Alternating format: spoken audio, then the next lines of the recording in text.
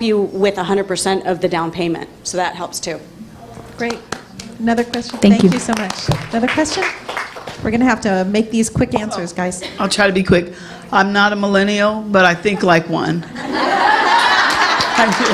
I do. I'm in the entertainment industry, and my husband and all my boyfriends before this are like, why are you always thinking like a man? But the thing is that I've always been interested in real estate. I was a real estate agent at one time. But what I own one property. It's rented right now. They pay, I don't know, 50% over what I owe. You know, the mortgage. It's a 2% property. I was in that debacle of 2008. But the thing is, I want to buy another property, but I'm only thinking California, and maybe most of you think that way.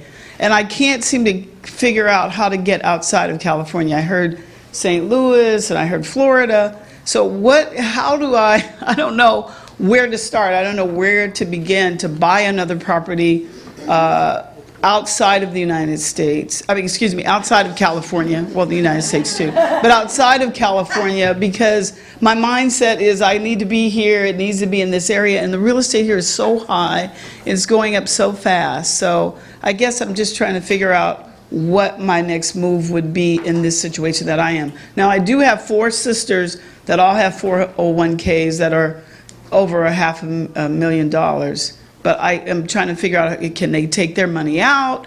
Do we want to pull a network together, the 5 of us? Because we talk about investing in Tahoe and Carson and Nevada and all these other places, but nobody's made a move yet.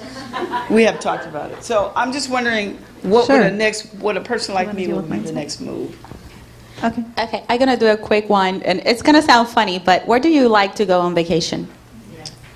Oh my gosh, I'm a world traveler, so that's a place. tough one. Well, the first thing I did, I bought my property out of state in Houston, Texas, because my brother lives there, and it was a great excuse just to buy there. And it was affordable, I was cash flowing. So I thought of Houston. I have a sister in Houston. well, that could be an easy answer. Okay. Well, recently though, they had, Yeah. I mean, would you buy a house that's been flooded, for example? We thought about that, you know. There's been a lot of flooding. Yeah. So let's just discuss this one thing, and I'm just going to take it from my own personal experience. When I first got in real estate and was first educating, I thought I wanted to buy a property that I could, drive by. Right? And then I realized that they didn't cash flow here in California, and I realized it wasn't going to get me to my end wealth goal if I couldn't look outside the California box.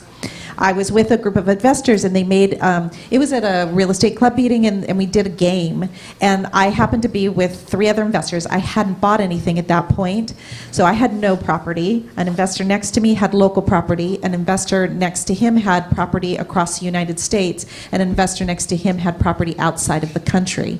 And that blew my mind. I was like, outside the country, how do you do that? But then I realized that's what it was all about, was my mindset. It wasn't about anything else. So then when I started researching the cash flow I could make outside of California, and I started talking to people who had been doing it, I realized that's going to get me my end game faster. So it's really about getting comfortable in your mindset about how you would manage it.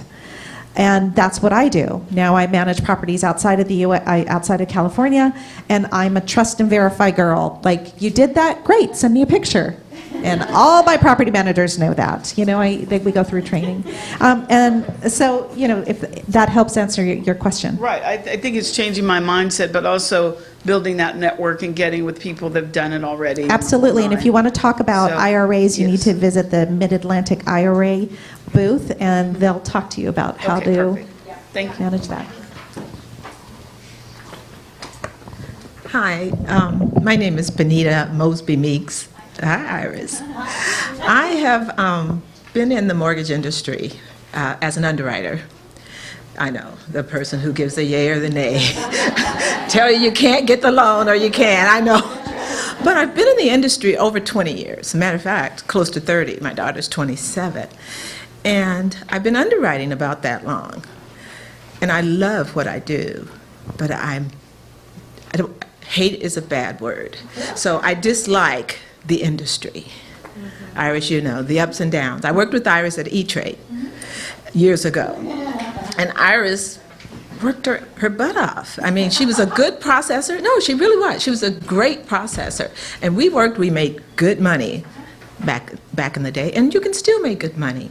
It's just that the industry is so this. And I've pulled out retirement to survive, and I've done different things such as that. I mean, I've maintained, I didn't lose anything. But I'm at a point, a crossroads, well, you know, my daughter's out of college, I don't have to worry about that. So I'm at a point now where I can make some different decisions, because it's just all around me. And I'm getting more involved in real estate, and I came here today because a colleague of mine, Calistro VC, I think he told me about it. He sent me the email, and at first I was like, do I want to go to another seminar? The apprehension. And then it was like, well, do I want to pay the money? And then I'm thinking, that's a pair of shoes. We get you, girl. We get you. It is. It's a pair. I would go to Nordstrom's rack at the drop of a dime and spend that money, and not think anything of it. So I said, I'm going for my real estate license. I'm getting more involved in the back end of real estate, because I should have a long time ago. And I'm glad to see, Iris, that you did what you did, and now where you are today. And that's where I am at a point in my life, and I'm not a millennial. But that's okay. Yeah. But I just see a bigger picture, and I'm looking at things that I could do towards retirement. I mean, I don't have long to go. I mean, you look up and it hits you. Oh, I only have 15 years. So things that I could always do that I would want to do, and that's what I'm looking at. And I just wanted to thank you, ladies. You've been very informative just so far, and inspirational. But I'm looking into notes, and I'm looking into, my daughter wants to flip. My daughter and I are going to real estate school now. We want to get, just licensing and different things up under your belt. You just need a lot of things in this world up under your belt, because the private industry sector, my daughter went to college, got out, oh, I'm going to be this corporate person. I'm, the millennial thinking. I want everything now. And she sees how it is. You work with someone who doesn't like you, and it goes another way. Or you work with someone, just layoffs, or this or that. So she's at a point now. Is there a question? Okay. My question, like a man. I guess I'll think like a man, like the movie. I'm interested in notes and maybe the trust deeds also, but my daughter's interested in the flipping. And the notes and the trust deed, I know that the revenue, but my concern is cash flow, capital. There are some things where you need capital, and some things you don't need quite as much. And that's my concern, is capital. Got it.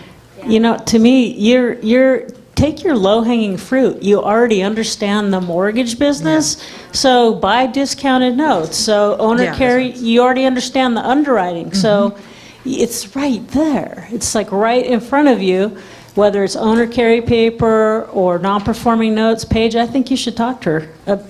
Yes, that's what. But to me, notes is the first place you should go. And, if you get deals, money follows. The money's not the hard part, everyone. Yeah. It's not really the hard part. Is your daughter here with you? No, she couldn't make it. Okay. She couldn't make it. So I'm going to suggest that you sit at either Dawn or Paige's table at lunch and have this discussion, and figure out what your next steps are in going forward. Yeah. Because it's right there for you. Yeah. And if I can say one thing, I know you shut me off, but the lady, the lady Sorry, here I've got a was schedule. interested in, she was saying that as a millennial, and that she wanted to buy property. There are a lot of programs. I got my daughter in a first-time buyers program.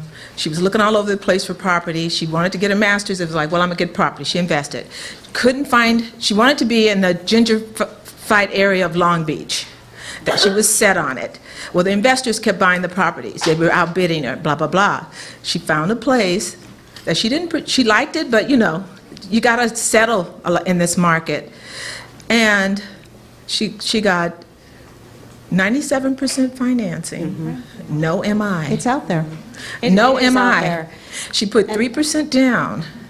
and she got a $15,000 forgivable grant. Grant. So when it's that, out there. for 5 years, so when that grant is done, that's equity in the property. Benita, is your daughter here with you today? No, Okay. she couldn't make it. Definitely, reach out to these ladies, have Yeah. her reach And out. she bought it, Iris, she's had it 3 years, she bought it at 24, so. That's amazing. Yeah. That's amazing. Educate yourselves, Yeah. both of you, in the arena. Dawn does some education, some coaching. She's got a great program. The NAP is here, Note Assistance Program. Jasmine is amazing. I adore her. Of course, myself, Cash Flow Chick, I do a Yes, Building I'll be Wealth with talking to you. Notes workshop as well. And, it just, Millennial to me. yeah, there Definitely, you go. Definitely. There you go. I will. Definitely. I So, but will. education and leverage Sure. us because Right. because we're here for you. That's Okay. why we're here. Okay. Thank you so much. And can I give a round of applause to our first panel?